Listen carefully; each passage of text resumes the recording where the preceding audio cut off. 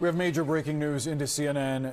Three sources tell CNN that according to an early U.S. intelligence assessment, the U.S. military strikes on three of Iran's nuclear facilities last weekend did not destroy the core components of the country's nuclear program and likely only set it back a few months. Señores, Pete, el filtrador Hegseth, lo ha vuelto a hacer.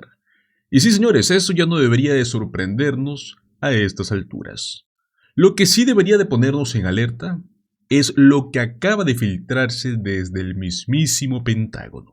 Hablamos de una bomba informativa que una vez más nos demuestra, sin lugar a dudas, que Donald Trump nos ha mentido a todos sobre el ataque a Irán.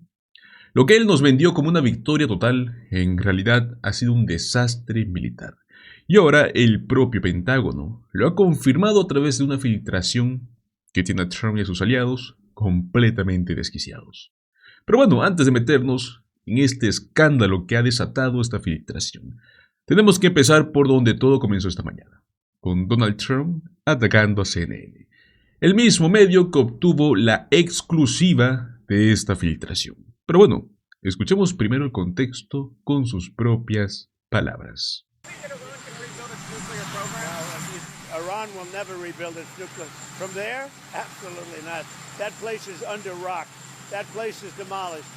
The B-2 pilots did their job. They did it better than anybody could even imagine. They hit late in the evening. It was dark with no moon, and they hit that target with every one of those things, and that place is gone. But when I see CNN all night long, they're trying to say, well, maybe it wasn't really as demolished as we thought. It was demolished. You take a look at the pinpricks, and you see that place is gone. And I will say, I think CNN ought to apologize to the pilots of the B-2s. I think that MSDNC ought to apologize.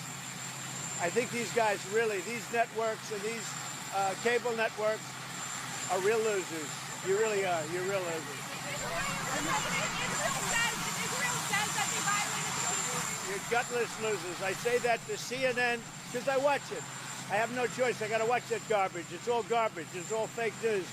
But I think CNN is a gutless group of people, and the people that run it, nobody even knows it's been sold so many times, but the people that run it ought to be ashamed. MSDNC, a guy named Brian Roberts, he heads it. He's a disgrace. He's a weak, pathetic disgrace.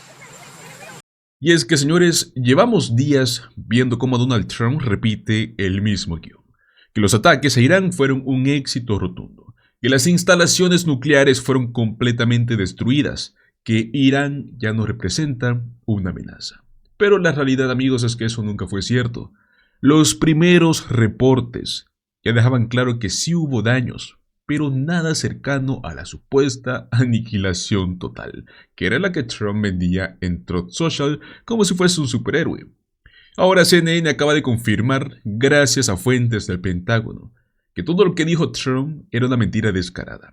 Ni las instalaciones fueron destruidas por completo, ni el objetivo militar se cumplió, ni mucho menos se trató de un operativo limpio. Y esto es importante, porque mientras Trump y su club de aduladores, incluyendo a Pete Hegseth y a J.D. Vance, se golpeaban el pecho diciendo que fue un éxito militar histórico, los verdaderos informes de inteligencia decían todo lo contrario. This is CNN Breaking News. We have major breaking news into CNN. Three sources tell CNN that according to an early U.S. intelligence assessment, the U.S. military strikes on three of Iran's nuclear facilities last weekend did not destroy the core components of the country's nuclear program and likely only set it back a few months. That's right. So this is an assessment that actually is out from the Defense Intelligence Agency. That is the Pentagon's intelligence arm. And it was based on a battle damage assessment conducted by U.S. CENTCOM after the strikes, according to one of the sources. Let's go to CNN national security correspondent Natasha Bertrand, who has this exclusive new reporting. This is to that question that has been asked about how much damage has been done. This is a real question. It's also a political question that has been to something that Donald Trump has been sort of dealing with here recently. What are you learning, Natasha? Yeah, look, Brianna, this is the first assessment that we are getting that the U.S. intelligence community has found about the battle damage that resulted from those U.S. military strikes on these 3 Iranian nuclear facilities over the weekend. And as you said, it was produced by the Defense Intelligence Agency, which is the Pentagon's intelligence arm.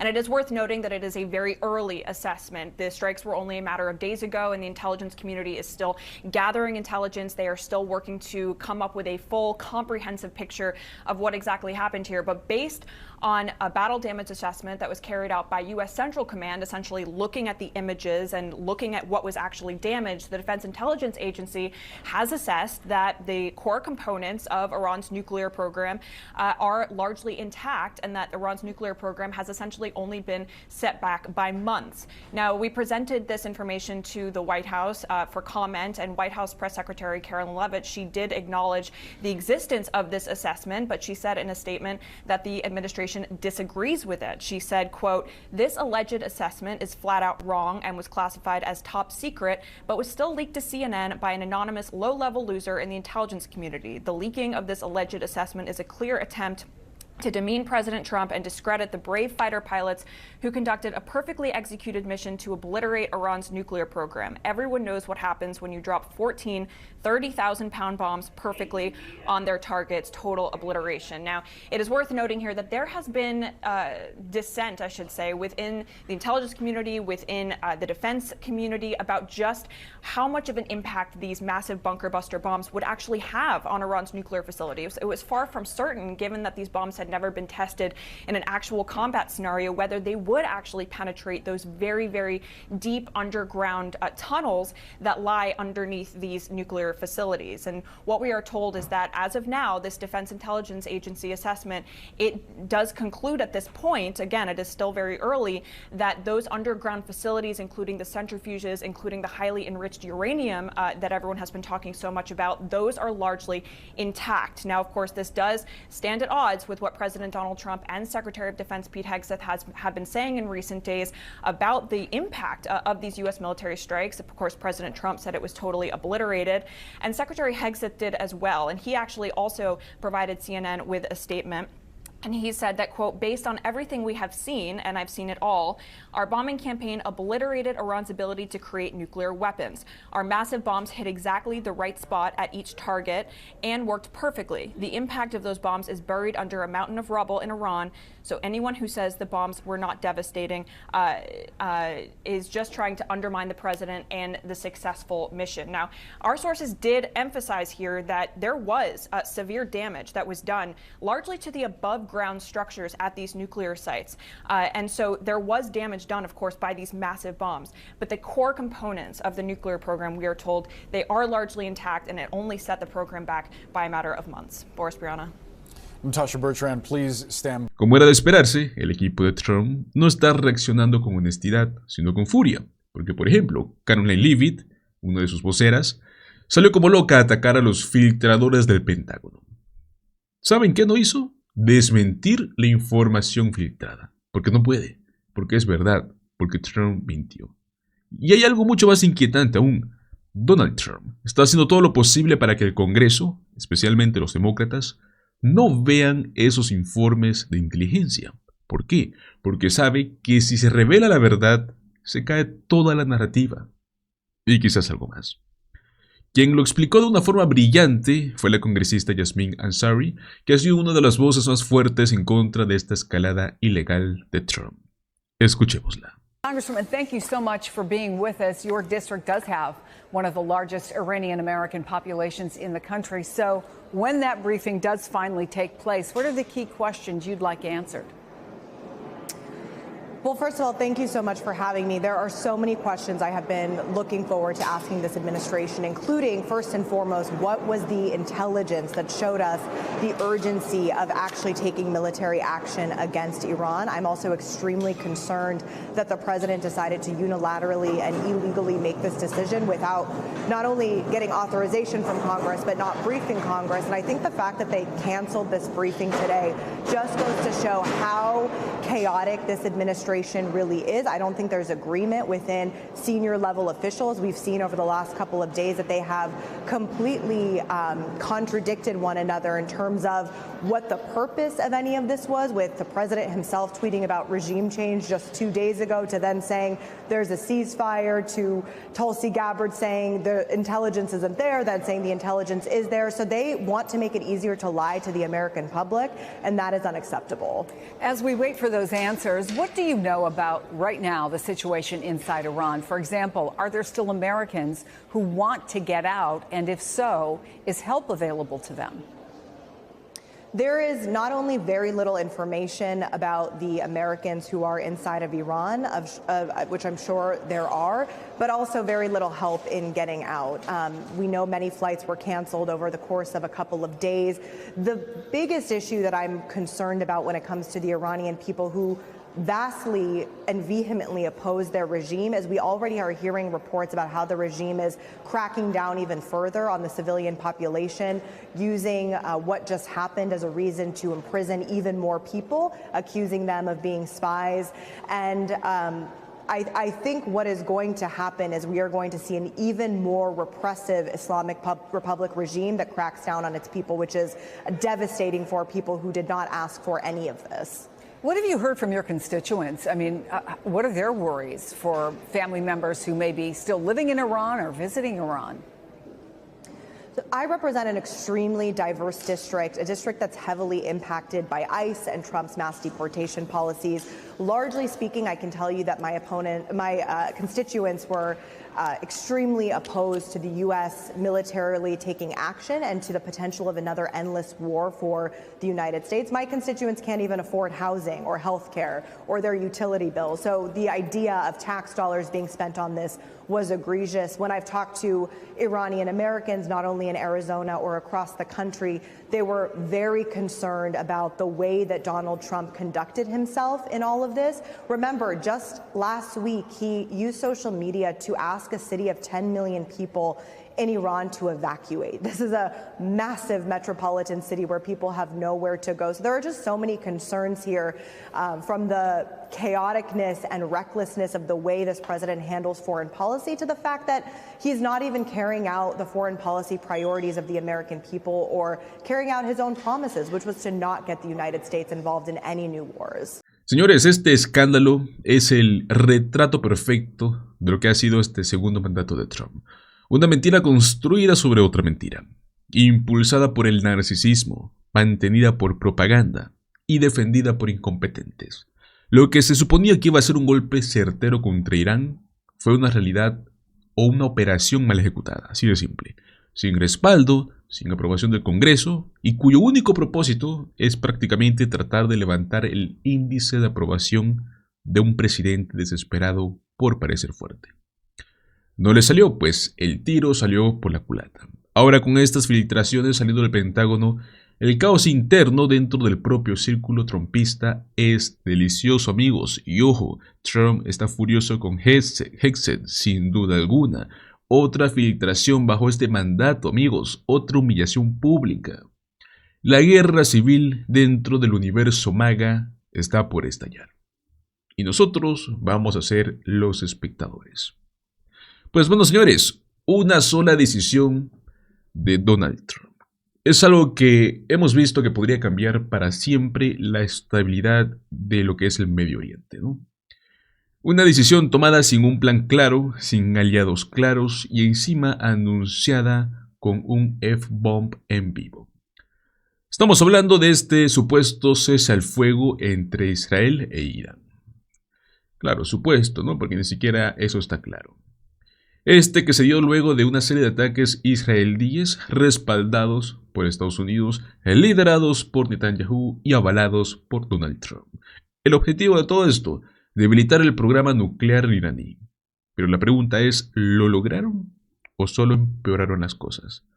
Y más importante aún, ¿cómo afecta esto la credibilidad de Donald Trump? Escuchemos esta noticia. Joining me now is staff writer at The New Yorker, Susan Glasser, former California Democratic Congresswoman Jane Harman, and MSNBC contributor and columnist Charlie Sykes. Susan, I'll get to these individual leaders in just a second, but if I can ask you big picture, what are the stakes of this ceasefire holding right now? Well, that's right. I mean, I think you saw President Trump's very overheated outburst this morning, dropping the F-bomb on live TV. Why did he do that? He clearly understands that the stakes are enormous for his credibility, not only in the region, but as he heads to a crucial summit meeting with all of the U.S.'s NATO allies in Europe. This is a moment where Trump's decisions are being tested also and questioned unusually by many within his own MAGA political coalition. So I feel like, the frayed nerves are representation of how very high the stakes are right now. So that's number one. Number two, of course, is beware the initial overheated claims. Some of what we're hearing right now from Trump's defenders is, really remarkable, considering we actually don't really know yet the results of these strikes, and they could lead to, let's hope they do, lead to a better outcome, an outcome with Iran no longer meaningfully able to pursue its nuclear program. But it could also lead to Iran doubling down on its nuclear program. So I just feel like the stakes are enormous, but the results are not yet clear. Yeah, Congresswoman, let me start with Benjamin Netanyahu. He's been a constant presence in Israeli politics since the 90s. And I think certainly when you were on the Intel Committee and Homeland Security Intel Committee, he was around. So what are you watching for from him and how he'll impact the future of the region? Well, he's an amazing survivor. Some claim that this invasion timing of Iran was his way to avoid a no-confidence vote. And I think that may be true. He was going to face an election soon, which some thought he would lose. Now, nationalism is rising in Israel, and people are congratulating him. But this is very fragile. Susan is right, and I'm on the more pessimistic side. Negotiating is fine. President Trump, however, this morning used the F-bomb, and negotiating is not a four-letter word. In order to have this come out in a way that satisfies both sides and the U.S. so that the fighting stays stopped is going to be very tricky because objectives are different. The Iranians don't want to give up their nuclear capability. They have the know-how. I think they still have a lot of the materials. And conversely, that's Israel's bottom line demand and Trump's. So how do you get to half of that or two-thirds of that? So I'm watching carefully, but I don't think yet that the answer is clear. And I think that Bibi Netanyahu dodged a bullet, but there may be more bullets, not literally, but maybe even, I hope not, in his future, because if he doesn't pull this off, and if allegedly he's shooting people in Gaza and all these other problems are still there and the hostages don't come home, the remaining ones who are alive, it's a huge problem. Susan, let's talk about another unclear answer. Okay, so we know that in Iran, the Ayatollah, who is 86, has gone into hiding with his family. The regime change question is being argued. For some, it's a question of whether he's taken out by political forces or assassination. Reports are he's had a three-man committee working on his potential replacement. What are the chances that he survives this conflict? And if he does not, that something better would be put in his place? Well, first of all, look, when you have an 86-year-old leader and a very a very opaque regime inside Iran, the answer is that we don't know an awful lot. But remember that the outcome here is not just either the status quo or some kind of liberal democracy that materializes. And unfortunately, the story of the last few decades in world politics is that many times the turnover in power leads to potentially an even worse outcome, not only chaos and instability being a possibility when a government that has essentially run around since 1979, if that were to fall, it's very possible that the people with the money and guns to be blunt, in that society may acquire more power. In the short term, I think there are reliable reports. You look at the some of the commentary from my friend, the excellent Kareem Sajapur from the Carnegie Endowment, and he has pointed out, I think very correctly, that in the short term, the voices of the people who were urging negotiations with Donald Trump and with the West are undercut by this war that Netanyahu has launched and Trump's decision to join in on it. So in the short term, at least, it's very likely to me that the moderates may be undercut inside the Iranian government circles, and that the hardliners, at least for now, might emerge with somewhat more power. But again, you know, that's part of what makes engaging in a war so very unpredictable. We don't know right now if it's a great triumph or not. Yeah, and Congresswoman, let me go back to something Susan said earlier, which is the final battle damage assessment is still not finished. We don't know what Iran's capabilities are. How much of the outcome of all of this do you think may ultimately be, if not decided, heavily influenced by that intelligence, and how it informs all three leaders and I guess potentially impacts them politically? Well, let's start with the fact that obliterated, which was the word that the Secretary of Defense and President Trump used, is not a military term. And for sure, everything was not obliterated. The Iranians continue to possess the know-how, and there are reports that private commercial satellites took pictures of what seemed to be allegedly some of the material taken out of Fordo 3 days ahead, and then some mud put in the entrance to Fordo. So this was telegraphed in obvious ways, and the Iranians are smart cookies, and they prepared. But in addition to that, there may be other facilities that we don't know about. There's certainly, it's not just highly enriched uranium that we care about. We also care about the machinery to make bombs. That could be somewhere else. It also could be gettable from rogue states like North Korea. North Korea is teaching Iran that if you have nukes, you survive. Let's remember, Ukraine gave up its nukes in 1994 in exchange for a promise from the Russians and others to respect its sovereignty, and look where it is. So I think we have to assume that it ain't over till it's over, and it probably ain't over in terms of Iran possessing the capability to break out a nuclear bomb. And Charlie, of course, the third leader, but arguably the most influential in all this, President Trump. His involvement in Iran comes in direct opposition to his long-stated America First agenda and, of course, what he campaigned on. And I was the only president in decades who didn't start a war. Instead, I got us out of wars and endless wars. I will put America first every single time, every single day. You don't want to have wars. I ended wars. I call it America first. This is the policy that built this country, and this is the policy that will save our country. They said, he will start a war. I'm not going to start a war. I'm going to stop wars.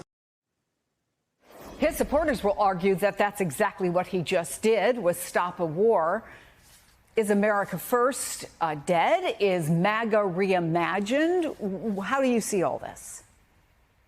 Well, MAGA is Donald Trump, and I think we're seeing that playing out in real time, that, in fact, they are, lining up behind him.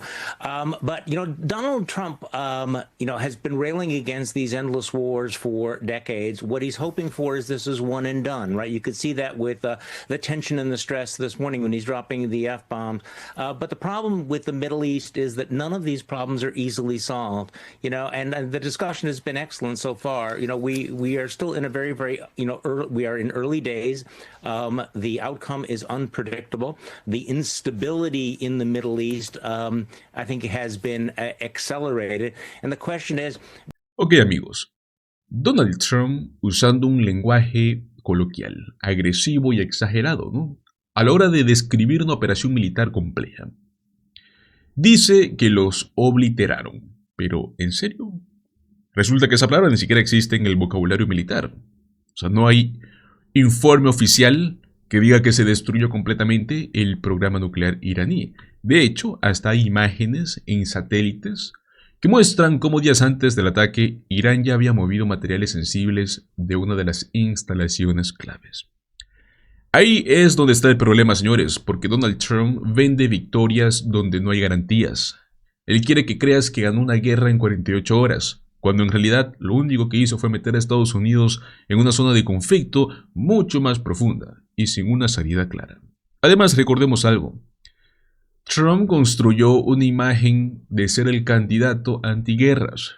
En campaña decía que él iba a terminar con las intervenciones militares en el Oriente Medio. Pero ahora, ¿qué hacemos con esto? ¿Cómo se reconcilia eso con apoyar un ataque militar impulsado por Netanyahu? Sé que algunos dirán, bueno, al menos detuvo una guerra mayor, puede ser, pero también aceleró la carrera nuclear en la región, porque países vecinos están viendo esto y están pensando, si Irán tiene que tener armas nucleares para sobrevivir, quizás nosotros también deberíamos empezar a considerarlo. Esa es la verdadera paradoja en esta política exterior.